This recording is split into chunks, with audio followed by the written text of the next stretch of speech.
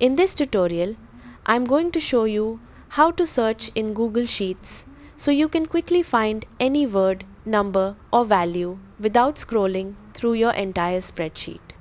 Start by opening your Google Sheets file and making sure you're on the sheet where you want to search. Next, press Ctrl and F on your keyboard. If you're using a Mac, press Command and F. This will open the Find box, usually at the top right of your screen. Now, type the word or number you want to find into the search box and press Enter.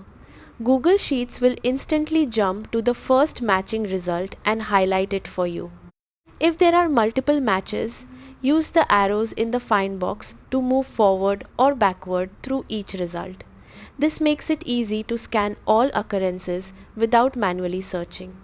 If nothing appears, double-check your spelling or try a different keyword to make sure you're searching correctly.